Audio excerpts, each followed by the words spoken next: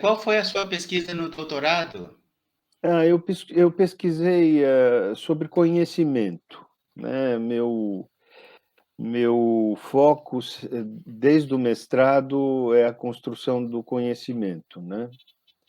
E no doutorado eu fechei a minha pesquisa e construí uma teoria ligada à teoria de uma psicanalista chamada Melanie Klein, e eu construí uma teoria que acompanha a teorização da Melanie Klein para falar sobre a inibição do conhecimento, né? Ok. Ah, e você transformou a sua tese. Eu vou ficar fora do ar aqui por causa do meu probleminha aqui na Tá internet. Vou bom, deixar só você no ar. tá bom, tá bom. Emiri, você transformou a sua tese num livro? Transformei. Ok. Bom, é uma bela capa, hein? É da editora Rosari, ela não existe mais. Ela Mas faz, tem disponível para venda ainda ou não? acho que só na estante virtual, Deodato, tem nesse em sebo. A editora encerrou a produção e não produziu mais livro, né? Tá bom, pode baixar o livro aí. Então, é É, estantevirtual.com.br, né? O pessoal é, procurar por lá. é. É um grande Tá bom. sebo, né? Um grande sebo online, enfim. Tá, tá Mas a certo. minha pesquisa passa por esse campo do conhecimento e eu gosto do título desse livro, né? Que é Psicanálise, uma leitura trágica do conhecimento, porque eu acho esse tema muito importante, principalmente porque ele resvala na construção da burrice, né? A burrice vamos dizer assim, é uma espécie de praga, né? de, de doença que dá na inteligência, né? Então, a burrice, a estupidez e a psicose, elas estão alinhadas no mesmo plano, né? Basicamente, a gente teria a capacidade igual de entender as coisas. O problema é a construção do sistema mental que não tolera o conhecimento, né? Porque você tem um campo, nesse campo de estudo do conhecimento, você, na verdade, observa que o conhecimento é uma coisa da ordem do insuportável para certas mentes, né? Então, esse campo é super. Ele não é muito levado em conta, né? Inclusive, dever-se-ia levar em conta personalidades têm necessidade de ser burras ou estúpidas para evitar, inclusive, a eleição de líderes de nação que tenham essa qualidade, né? Ok. Emir, você trata, como você já falou no começo, da epistemologia, do conhecimento. Você Uhum. discute a relação entre a ciência dura e a onírica. Eu gostaria que você explicasse a diferença entre as duas, para quem estiver nos assistindo e desconhecer essa diferenciação e Uhum. falar um pouquinho sobre essa discussão.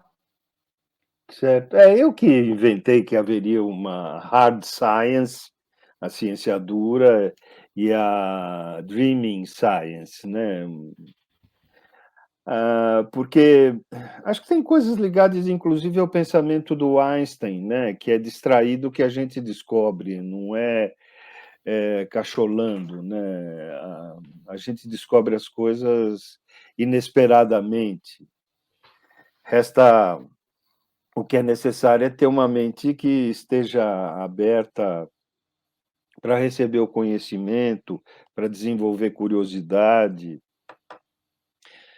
para desenvolver capacidade para manter relação com a realidade, né? Porque a realidade, a experiência com a realidade, se as pessoas prestarem atenção, elas vão perceber que a experiência com a realidade é muito desconfortável, né? Apesar dela ser salvadora para quem aprendeu a ter uma relação com ela, né?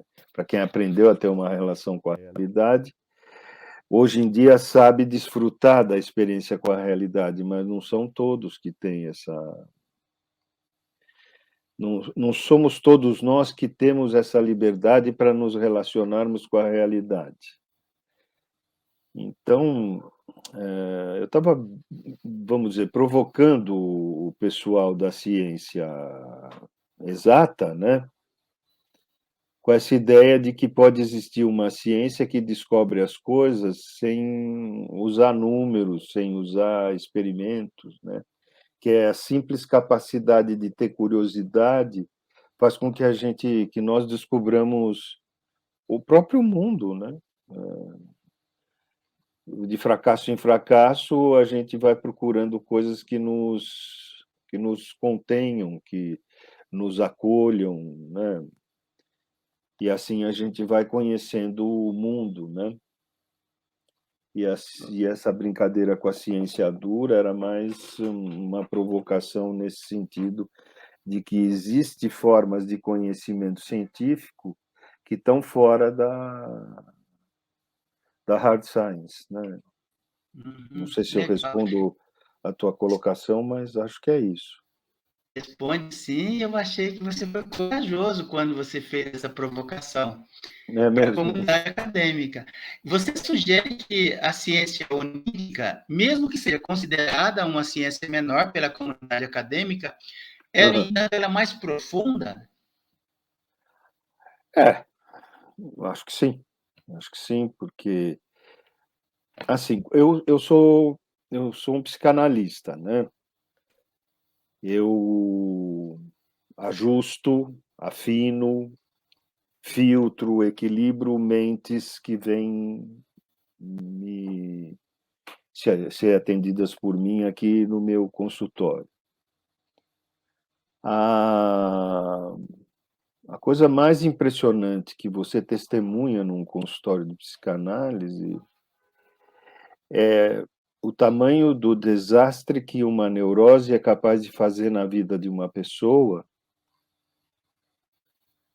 não tanto porque a pessoa tem traumas, que tem uma história sofrida, não, não é muito isso, né? A coisa mais difícil no consultório é a pessoa sair de um sistema que se chama neurótico, mas na verdade ele é burro. Vou usar de novo a expressão burro porque eu acho que é importante, ela é importante. A repetição neurótica obriga um sujeito a fazer o mesmo ato 1 milhão de vezes sem aprender nada com o ato repetido. Você já parou para pensar nisso? Você já parou para pensar quantas pessoas repetem cenas que estão gravadas na mente do passado infantil, porque elas não conseguem ter condição de experimentar a experiência de dor que tiveram naquele momento? E repetem durante 30, vamos dizer assim, 40, 50, 60 anos, vem aqui no consultório contar que eles estão presos dentro de uma repetição. E aí você começa a ficar intrigado com isso, porque você fala, nossa, mas caramba, o cara não é burro. Eu converso com o sujeito e noto que ele tem inteligência, cultura, capacidade, mas o cara não digere aquilo e você vê que falta capacidade para entristecer, por exemplo, para sentir que aquilo que ele perdeu foi doído, né? O Bion, um autor que eu estudo, chama-se Wilfred Bion, ele fala que aquele que falha ao sofrer a dor, falhará ao sofrer o prazer. Então é muito interessante entender que a mente funciona por sofreres, né? Não no sentido penitente da igreja, né? O sofrimento, o martírio, o suplício. Não é isso. Sofrer é diferente de sentir, né? Passar pela experiência de estar presente no presente não é para qualquer um. Então, vamos dizer assim, a vida não é para qualquer um. A vida madura não é para qualquer um. Então, esse estado infantil, quando ele se compõe dentro de uma sociedade, né, a mente social é mais evoluída do que a mente individual. E a mente individual, no social, é devorada, né? Então, vamos dizer, um povo, ele tem um controle da própria descoberta que ele se sente capaz de fazer. Por isso que há muita tensão social, porque grupos que querem descobrir coisas são acossados pelos outros que não querem descobrir nada, que já tem uma carta pronta e já sabe para onde, de onde vieram, para onde vão e por onde vão passar. É diferente das pessoas que apostaram na espontaneidade, na incerteza, no inesperado, no infinito, no desconhecido. São pelo menos duas categorias de mentes que se desenham no mundo de hoje, né? E você vê as consequências disso na sociedade, né? A necessidade de estupidez é uma barbaridade, né? Mas desculpa, agora estou já fazendo discurso político. Não, mas eu estou gostando, estou achando interessante o teu doutorado, ele, para mim, realmente foi surpreendente. Eu queria que você falasse um pouco mais sobre o papel da tristeza dentro dessa tua pesquisa e um pouquinho mais da ciência onírica. Falar um pouco mais da ciência onírica, até mesmo para quebrar um pouco dessa perspectiva da ciência dura que permeia quase toda a pesquisa, né? Sim, sim, sim. Bom, peraí, deixa eu pegar por parte, né? Primeira parte, você queria que eu falasse da tristeza, né? O papel da tristeza na sua pesquisa. A Melanie Klein, né,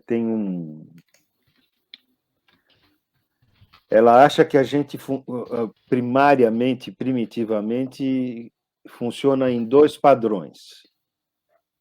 Um padrão que chama esquizoparanoide e outro que chama depressivo. Então, esses dois padrões, vamos dizer, se fosse uma psicologia evolutiva, não é bem isso, mas não tem importância. Primeiro seria a esquizoparanoide, depois a depressiva, né? A esquizoparanoide é a constituição do eu, né?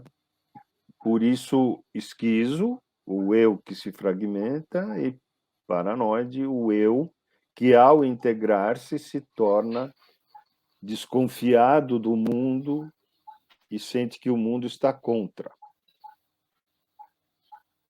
Depois, a Melanie Klein falaria que o sujeito acaba evoluindo dessas posições muito primitivas, onde a pulsão de morte está muito ativa ainda pelo começo da existência, vai surgindo lentamente o amor que vai se antepondo à destrutividade. E aí a passagem para a posição depressiva envolve que o sujeito experimente pela primeira vez a compaixão. Então, o problema que ela levanta é que aqueles que mesmo para experimentar a compaixão, precisa um longo trajeto de dores que a gente chama grosseiramente na sociedade de depressão. A depressão não é um erro. A depressão é o início de uma virtude, que se chama tristeza. A depressão é uma verdade não dita pela pessoa que deprime. O sintoma é uma verdade não dita por aquele que faz o sintoma no lugar de dizer a verdade, de descobrir a verdade.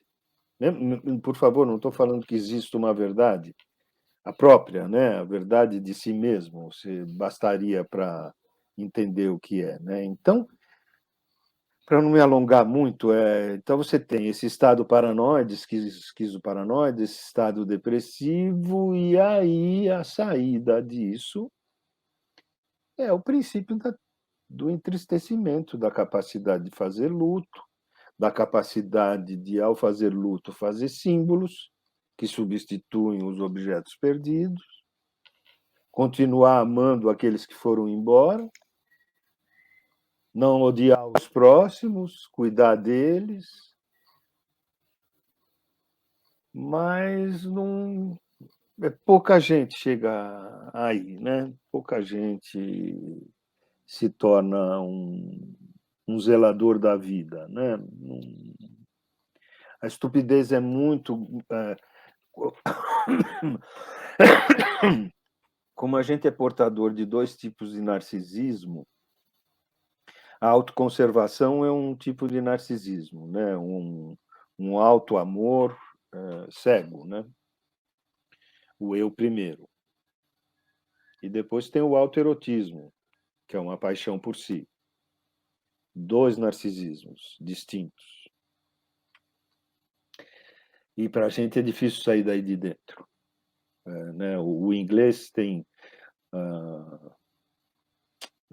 para exprimir a primeira pessoa do singular, né? Me, myself and I. 3 eus. Né? Haja comida para alimentar eus, né? E enquanto a gente alimenta eus, a gente desconhece outros eus. Porque o eu tem um jeito de cuidar de si que envolve afastar o outro, né? Você pode ver animais tentando tomar água num lugar que é pequeno e tem pouca água. Você já viu o que dá, né? Então, a estética da sobrevivência, ela nos faz muito primitivos, né? Por isso que, e como nós somos desesperados, não é que nós sejamos agressivos, enfim, somos agressivos, não quero dizer que não sejamos, mas a nossa agressividade ela recebe um acréscimo de algo que é angústia. Nós somos desesperados. E sendo desesperados, a gente tem muita dificuldade de considerar o outro como prioridade, né, para nós mesmos. Né? Se a inteligência fosse capaz de entender, cuidando do outro, você está cuidando de si. Né? Então, mas não é isso. A gente tem política de segregação, olha o outro de cima para baixo, tem arrogância, enfim, né? Então a gente não passa, enquanto sociedade, a gente não passa da mania e da melancolia, não passa para a tristeza. É uma sociedade antagonista, nuclearista, né? Guerreia, é muito primitiva. Né? A sociedade que a gente vive é do certo e do errado. É diferente de uma sociedade que viveria para entender o verdadeiro e o falso. Imagina, né? Quem discute o certo e o errado não sabe nem o que é a verdade e a falsidade. O cara tem razão, é diferente de ter conhecimento, né? E é isso que minha pesquisa levou. Mas quanto a essa coisa que você ficou curioso, intrigado da ciência dura e da onírica, é uma coisa muito assim que eu desenvolvi. É mais brincadeira provocativa mesmo, porque eu não preciso ficar fazendo tabela, nem ficar observando sujeitos. Eu já tenho meus sujeitos aqui no consultório e eu tenho eu mesmo que, por falar nisso, Deodato, eu mesmo fui um garoto que teve muita dificuldade escolar. Nunca imaginei que eu fosse fazer doutorado. Então, enfim, a gente todos penamos, né?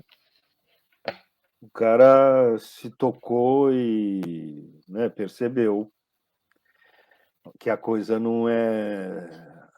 O peito é meu, né? O peito da minha mãe é meu e tudo que está ao redor é meu, enfim, né? Quando a gente toma consciência, a gente sente o peso da. É por isso que uma coisa interessante, né? A consciência traz a responsabilidade, a estupidez traz a culpa, né? Então, culpa é para quem não entendeu nada, né? Para um ato destrutivo, a única coisa que existe é a responsabilidade para dirimir o ato destrutivo. Culpa é a crueldade do superego contra o ego. Não tem nada a ver com assumir a responsabilidade, né?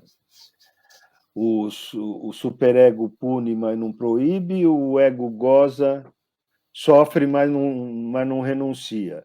E o id se diverte com os dois estúpidos fazendo com eles o que ele bem entende, né? Então, a culpa é a base do masoquismo e não de eu quero responder por um ato que eu cometi porque eu tive a intenção, e se eu machuquei eu quero pedir desculpa, e se eu fiz bem eu quero o aplauso, né?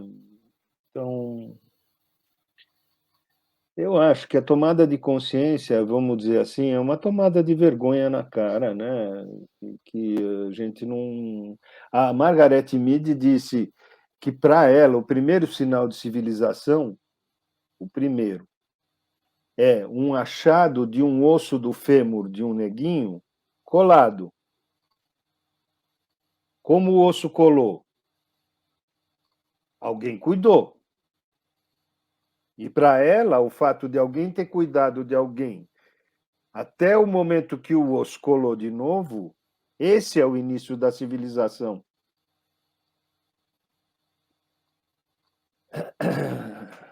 Aí, né? Por isso a tristeza é senhora, que nem diz o Caetano e o Gil, né? A tristeza é elegância, a tristeza é a hospitalidade, a tristeza é cuidado.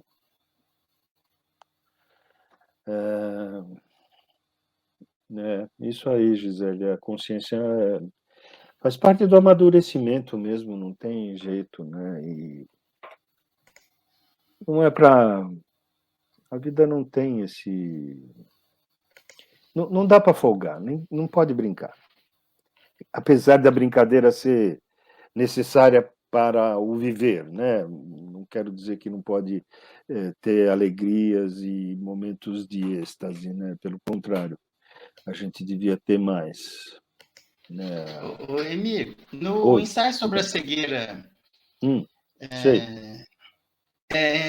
Do são colocadas Saramago. assim as pessoas, Saramago, são colocadas as pessoas em situação extrema. Eu sempre associo com o efeito Lúcifer, onde as pessoas. Efeito Lúcifer. Efeito Lúcifer foi uma experiência feita com um grupo de estudantes. Eu não me lembro exatamente em que universidade foi, na Inglaterra, em que eles foram colocados em situação extrema. E se tornaram animalescos, como no ensaio sobre a cegueira. Eu queria que você comentasse a tristeza dentro desse contexto. Ela acaba ela não existe mais. É tudo astúcia da sobrevivência. É brutalidade. O humano que a gente espera que emerja de nós só vai emergir se ele estiver tranquilo. Em estado de perigo a gente não vem, a gente fica, a gente militariza, né? A gente se arma, a gente se torna arma. Então, toda vez que você põe gente em perigo, por exemplo, se você é um líder de nação, você abandona a nação, você cria dentro da nação uma angústia que ela é perigosa para o convívio. Não tem jeito, você aumenta a tensão assim, o abandono aumenta a tensão em relação à expectativa de eu existir no futuro. Então me torno uma pessoa que só tem o presente para existir e tem que pegar tudo que pode, porque amanhã ele pode não estar aqui.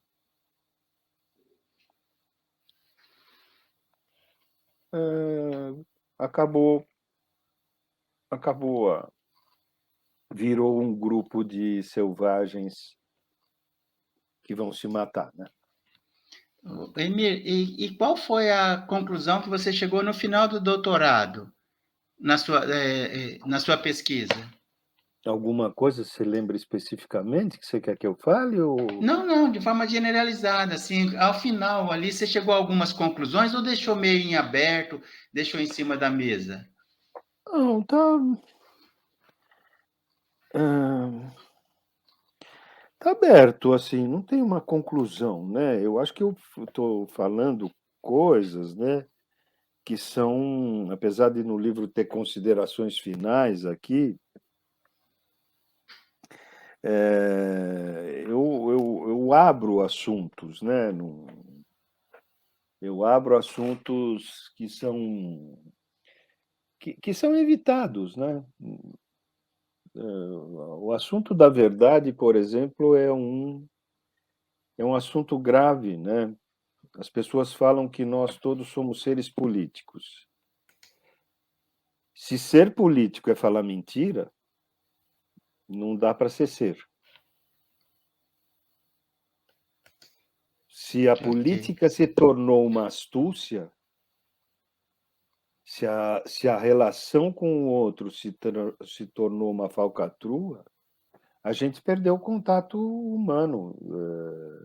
A gente está em contato técnico selvagem, é outra coisa. Né? Por isso Tomazelli, que a tristeza amansaria mentes selvagens. ok. Né? Não Tomazelli, porque o cara iria ficar chorando, não é isso. Ele só ia ficar contido, né? Ele ia ficar afeito ao outro, né? Não afeito a si mesmo. ok.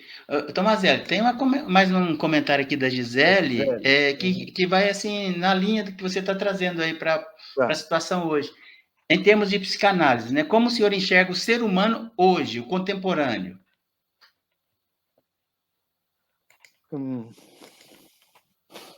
Sacanagem.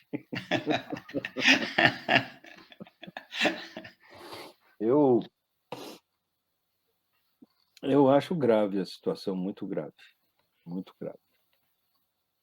A evolução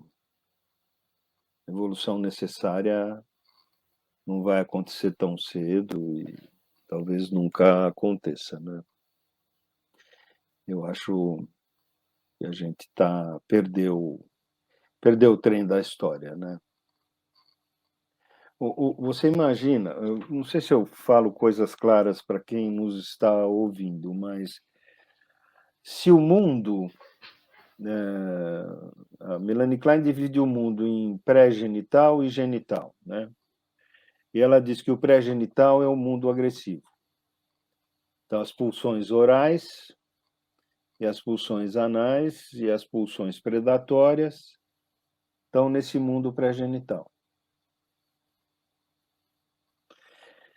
Para evoluir para o mundo genital,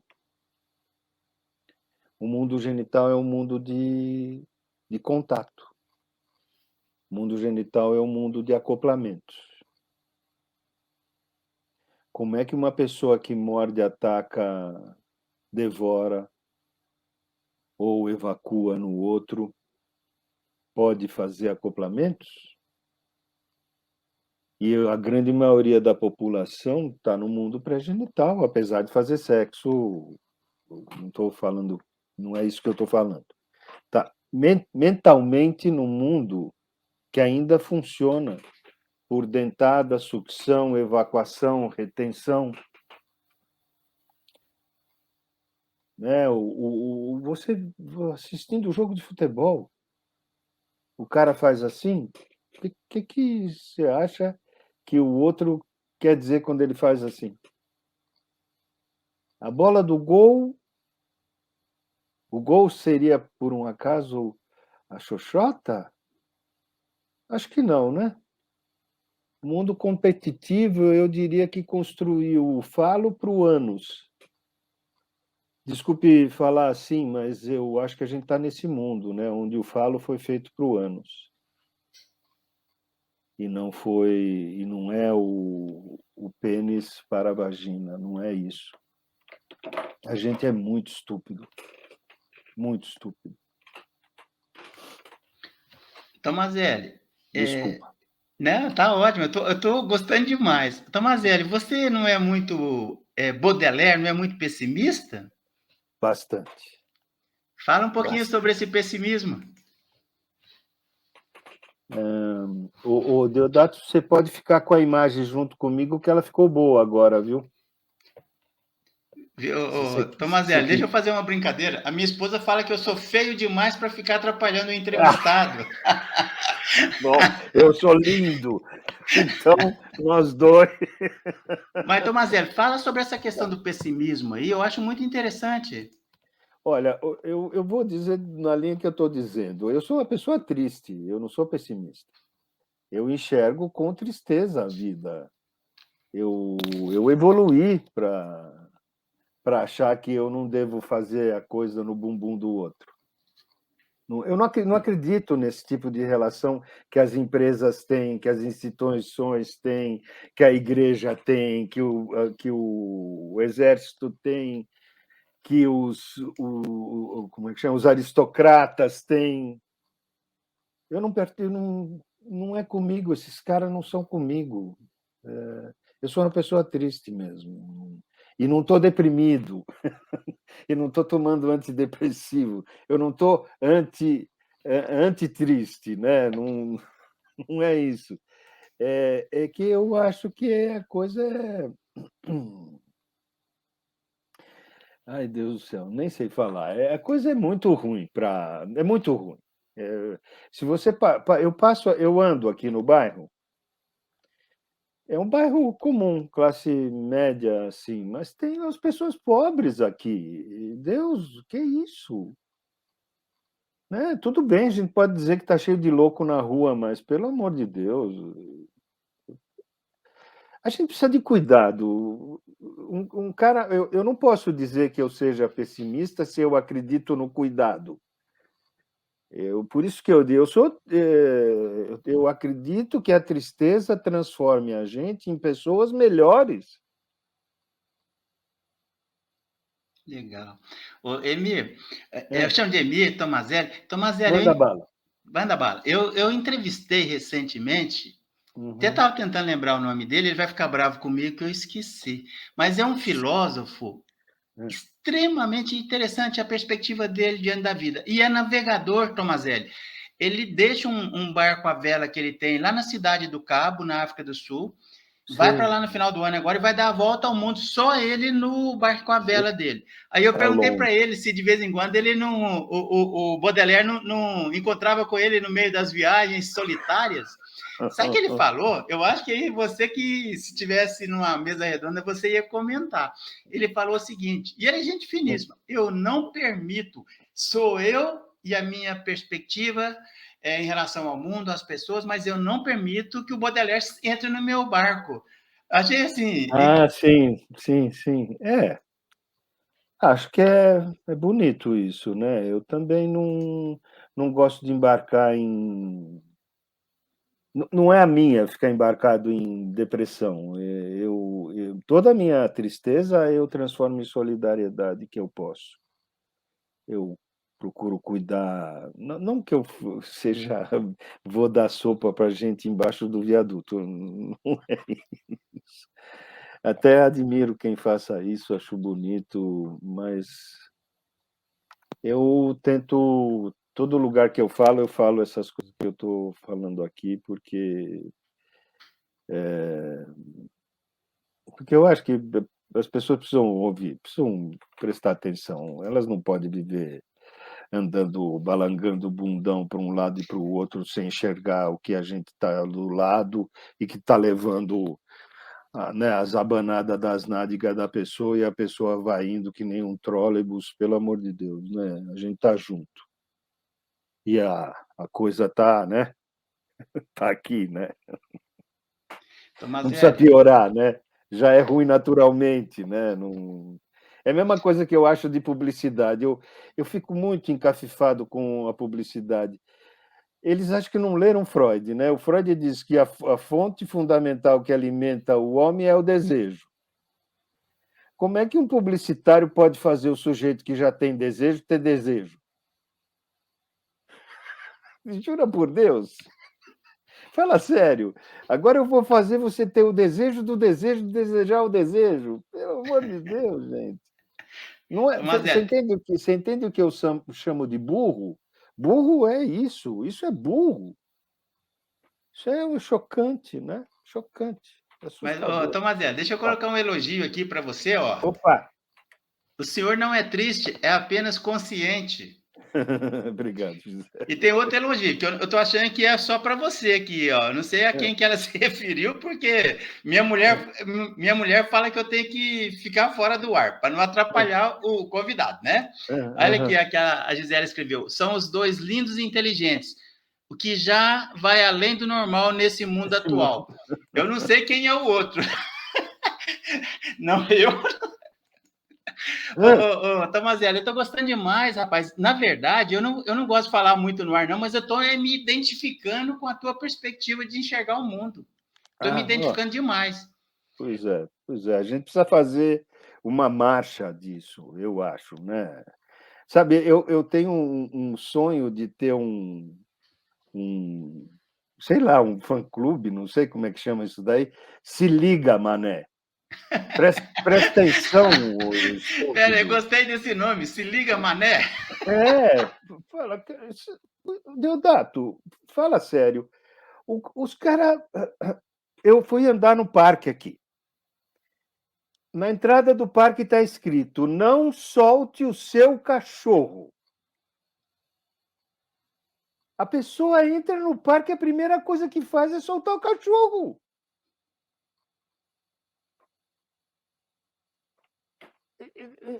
Deus!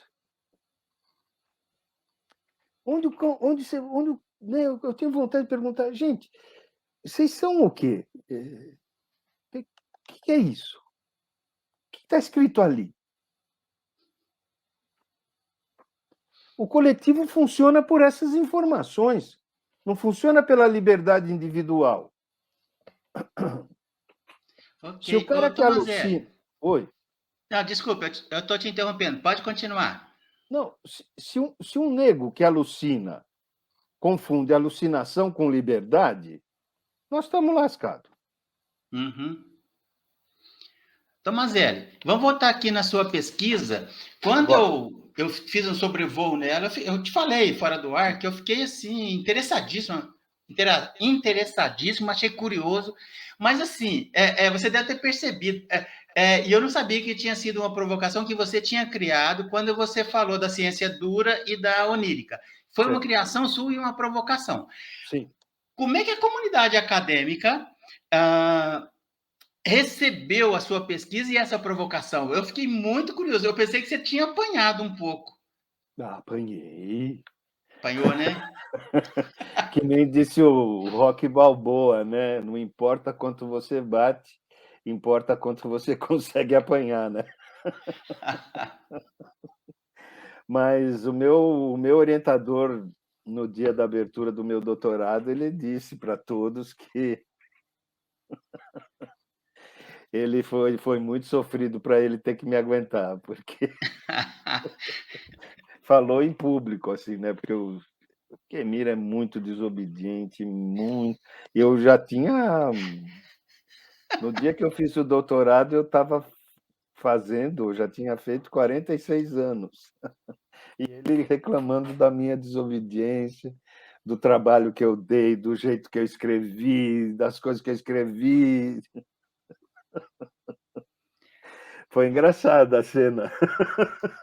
Ô, Tomazelli, tem duas. Ó, tá chegando aqui o. Ah, Deixa eu colocar o boa noite dele. Tá chegando no finalzinho, a gente tá caminhando pro final. O aham, Michel Sampaio. Boa ah, noite, mestres. Boa noite, pessoal do chat aí.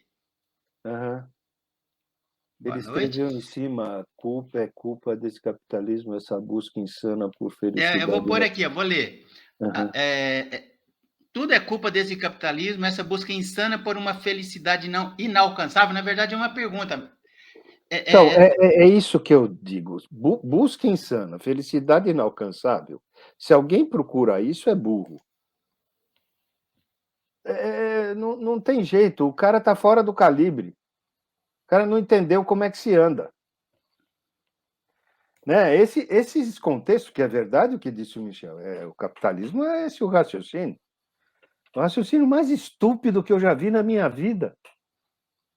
E é defendido por pessoas inteligentes, universitárias, né? Gente da Harvard, sei lá, não sei o nome das universidades importantes aí do mundo.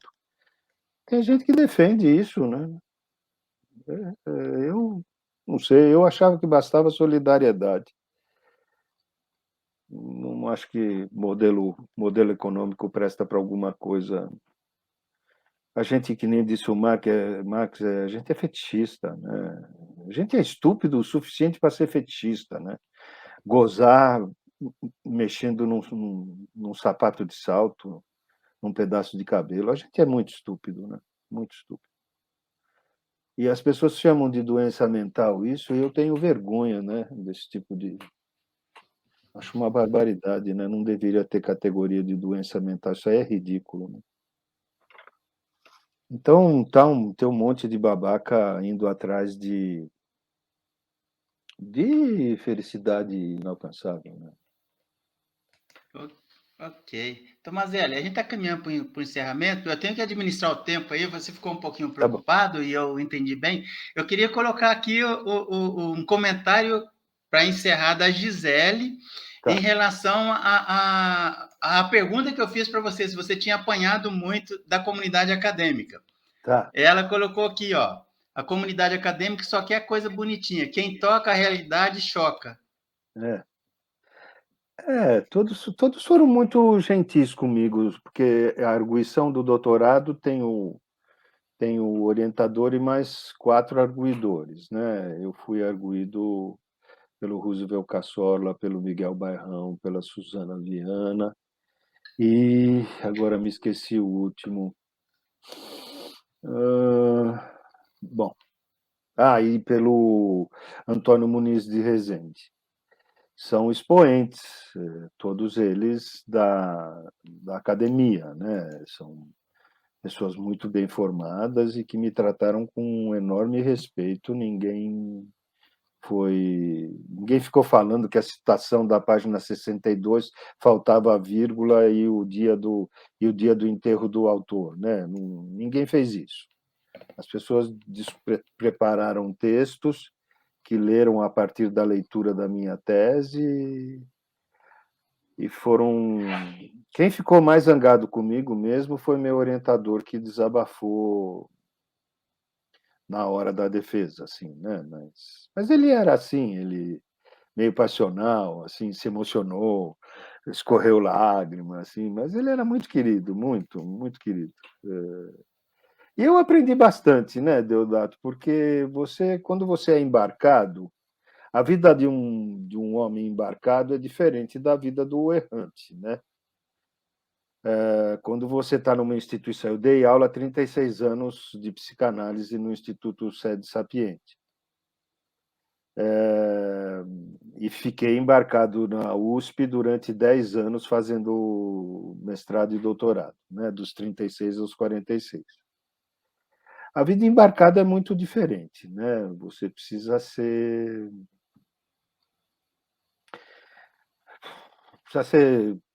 ágil, evitar confusão, não entrar nos campos de atrito. E não sei, eu levei lambada bastante disso, né? Pelo meu jeito de falar as coisas que eu penso, né? Então, bastante gente ao longo desse trajeto. Eu irritei bastante gente, né? Eu imagino. Tomazelli, para encerrar, uma última pergunta. Tá Você bom. conseguiu convencer a banca de que a ciência onírica é mais profunda do que a ciência dura? Convenci porque todos eram psicanalistas, eles não tinham alternativa. Ou concordavam comigo, ou eles tinham que negar a profissão. Ô, Tomazelli, muito bom. Foi, assim, para mim foi extremamente saborosa essa nossa conversa. Eu quero Também para mim. agradecer a tua gentileza Obrigado, meu de amigo. aceitar uma sexta-feira, todos nós cansados, e Não, a gente agora eu vou tomar proseando aqui. uísque, agora eu vou tomar um uiscão. Legal, legal. E eu queria deixar mais uma vez o convite. Tem uma boa quantidade de pessoas assistindo aí desde o começo, viu, Tomazelli? Isso é muito Tá legal. bom. Um Para beijo seguir para o todos canal, para se vocês. inscrever aí, deixar aí os comentários para o Tomazelli aí. Pode mandar E pergunta se quiser. Aí, você tem os livros em fotinho? Eu te mandei as fotinhos das capas dos livros? depois você manda e eu coloco no link lá. Isso, isso. Tá bom? Tá bom. Então tá jóia, Tomazelli. Ó, bom final de semana, Eu obrigado. também. Obrigado Eu vou você. encerrar, vou pedir para você ficar 2 minutinhos aí, depois Tá que eu bom. encerrar, porque é uma questão de ordem técnica, tá bom? Tá bom, tá bom. Tô aqui. Obrigado, gente. Um abraço. Abraço a Um todos. abraço.